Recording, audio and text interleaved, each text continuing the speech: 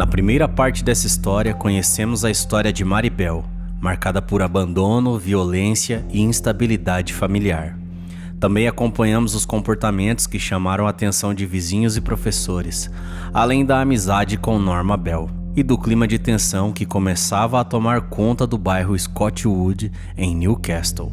Agora chegou o momento de entender como duas mortes transformaram a comunidade inteira, quais foram as conclusões da investigação policial e por que esse caso permanece como um dos mais chocantes da história criminal do Reino Unido.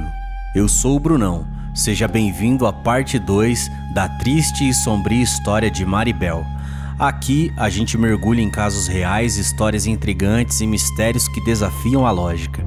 E antes de começarmos, não se esqueça de deixar o seu like e se inscrever no canal para não perder nenhum episódio.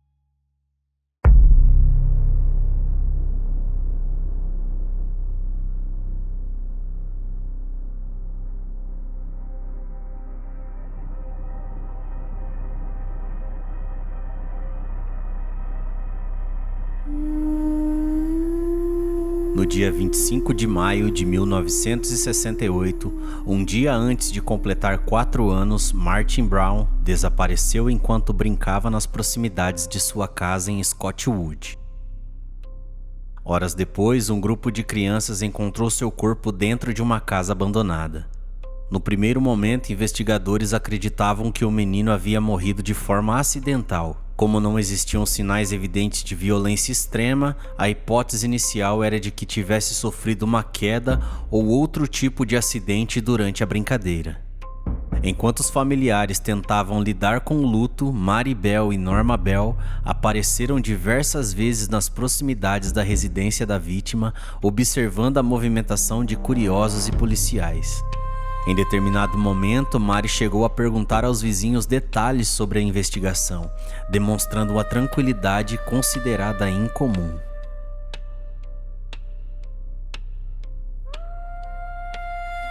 Poucos dias depois, Mari e Norma invadiram um berçário da região, onde deixaram bilhetes com mensagens provocativas sugerindo envolvimento na morte de Martin. Como eram crianças, ninguém levou a sério o que estava escrito ali. Entretanto, a situação mudou completamente em 31 de julho de 1968, quando Brian Owen, de apenas 3 anos, desapareceu enquanto brincava perto de sua casa. Seu corpo foi encontrado em um terreno baldio.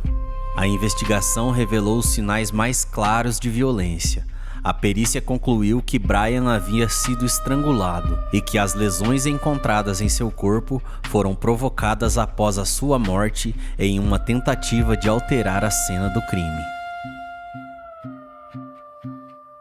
A descoberta fez os investigadores perceberem que a morte de Martin Brown precisava ser reavaliada. Um novo exame foi realizado e a polícia concluiu que Martin também havia sido estrangulado, descartando definitivamente a hipótese de acidente. Pela primeira vez ficou evidente que as duas mortes estavam ligadas e que o mesmo autor provavelmente era responsável pelos crimes. Mas quem poderia cometer atos tão violentos sem despertar suspeitas imediatas?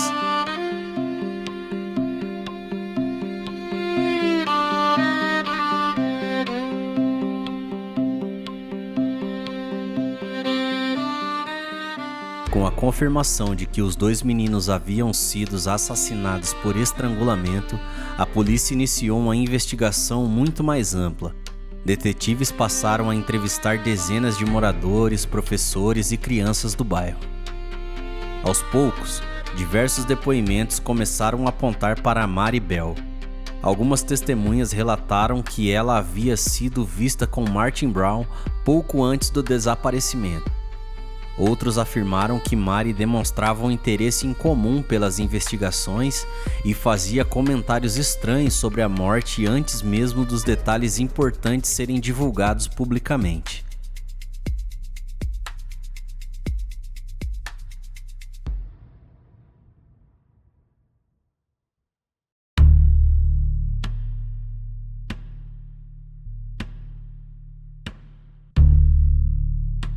Também chamou a atenção o comportamento da menina durante os funerais das vítimas, quando teria feito perguntas consideradas frias e inadequadas para alguém de sua idade.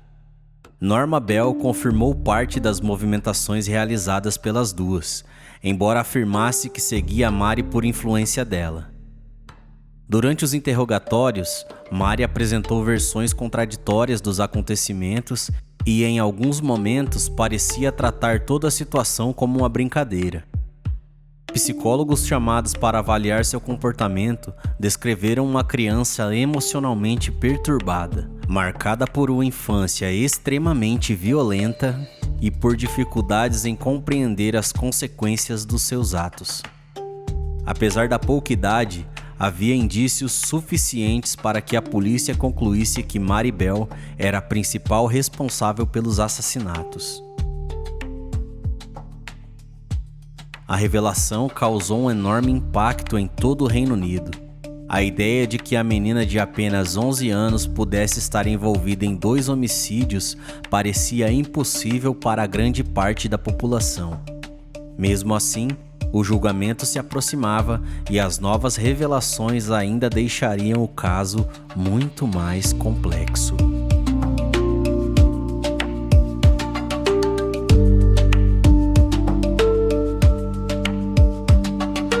O julgamento começou em 5 de dezembro de 1968 no Tribunal da Coroa de Newcastle. Durante as audiências, promotores apresentaram depoimentos, laudos periciais e relatos de especialistas que reconstruíram os acontecimentos. A defesa argumentou que Mari havia crescido em um ambiente de abusos, negligências e violência extrema, fatores que comprometeram profundamente seu desenvolvimento emocional. Psiquiatras explicaram que ela apresentava sérios distúrbios psicológicos, embora fosse considerada capaz de responder por seus atos. Ao final do processo, o júri declarou Mari Bell culpada pelos homicídios culposos com responsabilidade diminuída, entendimento previsto pela legislação britânica em razão de seu estado mental. Norma Bell foi absolvida das acusações de participação direta nos assassinatos. Mari foi enviada para uma instituição de segurança destinada a menores infratores, onde permaneceu por vários anos recebendo acompanhamento psicológico.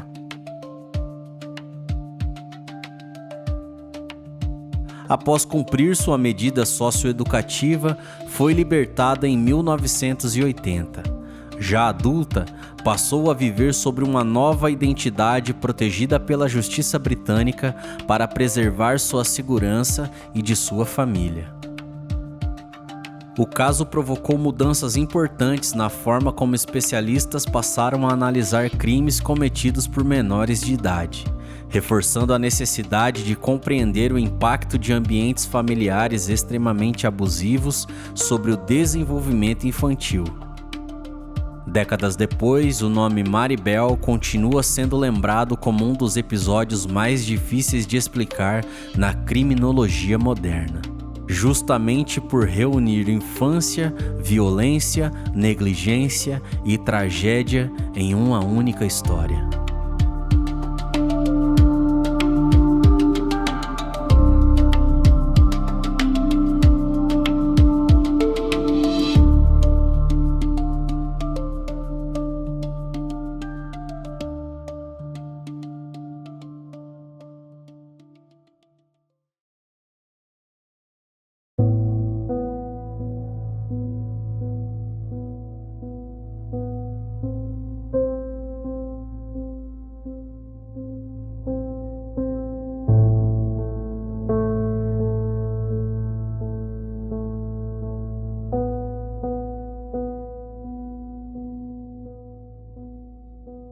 A história de Maribel não apaga a dor das famílias de Martin Brown e Brian Owen, nem diminui a gravidade dos crimes cometidos. Ao mesmo tempo, ela mostra como a infância marcada por abandono, violência e ausência de proteção pode produzir consequências devastadoras para todos os envolvidos.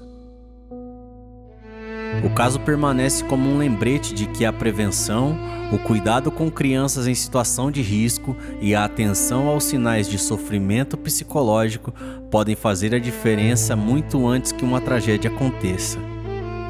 Mais do que buscar respostas para o passado, essa história convida a refletir sobre a responsabilidade coletiva de proteger a infância e impedir que ciclos de violência continuem se repetindo.